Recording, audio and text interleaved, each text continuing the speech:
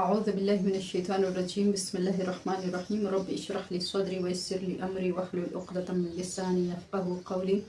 السلام علیکم ورحمۃ اللہ وبرکاتہ۔ سورہ بقرہ کی اگلی آیت مبارکہ میں ہے وَمَنْ أَظْلَمُ مِمَّنْ مَنَعَ مَسَاجِدَ اللَّهِ أَنْ يُذْكَرَ فِيهَا اسْمُهُ وَسَعَىٰ فِي خَرَابِهَا أُولَٰئِكَ مَا كَانَ لَهُمْ أَنْ يَدْخُلُوهَا إِلَّا خَائِفِينَ لَهُمْ فِي الدُّنْيَا خِزْيٌ وَلَهُمْ فِي الْآخِرَةِ عَذَابٌ عَظِيمٌ۔ وَمَنْ أَظْلَمُ واو اور من کون اور جو کا ترجمہ دیتا ہے۔ اظلم ظلمہ سے ہے، ظلمہ مین ظلم کرنا، اظلم افضل کے وزن پر ہے، مطلب زیادہ ظالم کون۔ ومن اظلم اور اس سے بڑا ظالم کون۔ ممن منع، ممن من اور من سے بنا ہے، من مطلب سے اور من مطلب کون اور جو، ممن اس سے جو منع روکے مساجد اللہ اللہ کی مسجدوں سے۔ ومن اظلم ممن منع مساجد اللہ اور اس سے بڑا ظالم کون ہو سکتا ہے جو اللہ کی مسجدوں سے روکے۔ ان یذکر فیہا اسمہ، ان یہ کہ یذکر ذکر ذکر کرنا، یاد کرنا، فیہا اس میں، اسمہ اسم نام کو کہتے ہیں، ہو اس کا، فیہا اسمہ اس کے نام کا، ان یذکر فیہا اسمہ کہ ذکر کیا جائے اس کا نام اس میں، وسعیٰ فی خرابہا واو اور سعیٰ کوشش کرنا، فی میں خرابہا اس کی خرابی، اس کی ویرانی، اور اس کی ویرانی میں کوشش کرنا۔ اور اس سے بڑا ظالم کون ہو سکتا ہے جو اللہ کی مسجدوں سے روکے یہ کہ اس میں اس کا نام ذکر کیا جائے اور اس مسجد کی ویرانی کی وہ کوشش کرے۔ اولئک ما کان لہم ان یدخلوها الا خائفین، اولئک یہ تو وہی ہیں، ما کانا کہ نہیں تھا، لہم ان کے لیے، یہ وہی ہیں کہ ان کے لیے بھی یہ نہ تھا کہ ان کو بھی چاہیے تھا، ان یدخلوها ان یہ کہ یدخلو دخلا سے ہے اور یدخلو جمع کا صیغہ ہے، مطلب داخل ہونا، ہا اس میں یعنی اس مسجد میں، الا مگر خائفین ڈرتے ہوئے، یہ وہی لوگ ہیں کہ ان کو بھی نڈر ہو کر مسجدوں میں قدم نہیں رکھنا چاہیے تھا۔ لہم فی الدنیا خزی ولہم فی الآخرۃ عذاب عظیم، لہم ان کے لیے فی الدنیا دنیا میں خزی رسوائی ہے، ولہم اور ان کے لیے فی الآخرۃ آخرت میں عذاب عظیم بڑا عذاب ہے۔ اہل عرب میں یہود و نصارہ کے علاوہ مشرکین بھی آباد تھے، اور یہود و نصارہ کی طرح یعنی اہل کتاب کی طرح مشرکین بھی یہ دعویٰ کرتے تھے کہ حق پر تو صرف ہم ہی ہیں، ہمارے سوا باقی سب جو ہیں وہ گمراہ ہیں۔ سن 6 ہجری کو ذی القعدہ مہینے کے پہلے ہفتے میں آپ صلی اللہ علیہ وسلم مع صحابہ کرام کے مدینہ منورہ سے مکہ پہنچ کر عمرہ کرنا چاہا، لیکن مشرکین نے حدیبیہ کے مقام پر آپ صلی اللہ علیہ وسلم کو روک دیا اور مکہ میں داخل نہ ہونے دیا۔ حضور صلی اللہ علیہ وسلم نے مشرکین سے فرمایا بیت العتیق خانہ کعبہ سے تو کسی کو روکا نہیں جاتا، پھر تم مجھے کیوں روکتے ہو؟ مشرکین کہنے لگے ہم ایسے لوگوں کو نہیں آنے دیں گے جنہوں نے بدر کے روز ہمارے باپ چچا بھائیوں کو قتل کیا ہے۔ بہرحال مشرکین سے ایک صلح نامہ پر راضی نامہ ہو گیا۔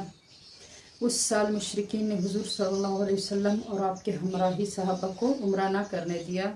انہی کفار مشرکین کے بارے میں یہ آیت نازل ہوئی، جس کا حاصل مطلب یہ ہے کہ یہود و نصارہ کی طرح یہ مشرکین عرب بھی مسلمانوں سے دلی عداوت رکھتے ہیں اور ظلم کرنے کی کوشش میں لگے رہتے ہیں، اور اس سے بڑا ظالم کون ہو سکتا ہے جو مذہبی فریضہ سے روکے، مسجد حرام جیسی مقدس جگہ میں مسلمانوں کو اللہ کا نام لینے سے روکے، اس طرح خانہ خدا کو بے رونق اور ویران کرنے کی کوشش کرے، حالانکہ خود ان لوگوں کو ان مقامات مقدسہ میں انتہائی ادب اور خوف سے جانا چاہیے تھا کہ ایسے متبرک مقام میں گندگی اور مرے ہوئے جانوروں کی انتڑیاں وغیرہ ڈالتے تو یہ حق پر تو کیا ہوئے جیسا کہ دعویٰ کرتے ہیں، بلکہ ایسے ظالم لوگوں کے لیے اس دنیا میں بھی ذلت و رسوائی ہے اور آخرت میں بھی عذاب عظیم ہے۔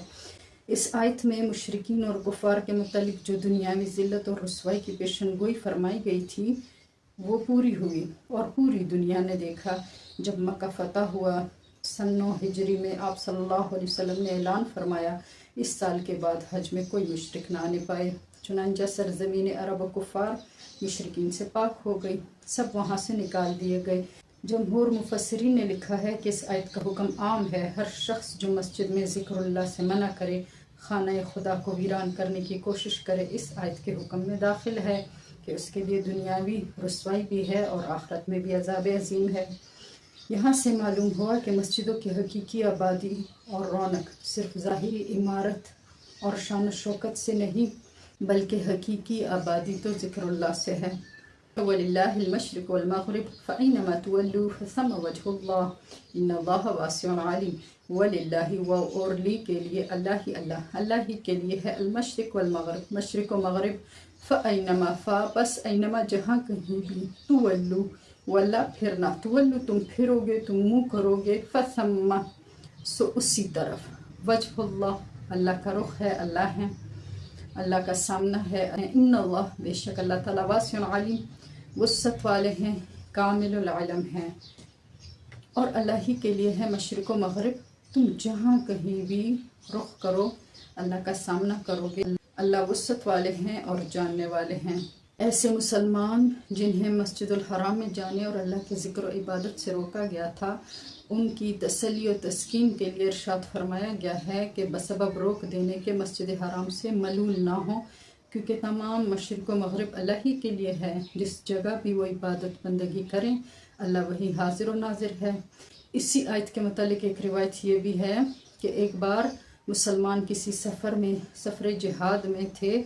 शब के वक़्त नमाज़ पढ़ने का इरादा किया, लेकिन तारीकी की वजह से किबला की सिमत महसूस न हुई। हर चंद कोशिश की मगर किबला का सही रुख मालूम न हो सका। आखिरकार सब ने अपने अपने गुमान और ख्याल के एतबार से जिधर किबला समझा उसी तरफ को रुख करके नमाज पढ़ ली। सुबह को हुजूर सल्लल्लाहु अलैहि वसल्लम की खिदमत में ये किस्सा अर्ज़ किया तो उस वक़्त ये आयत नाजिल हुई।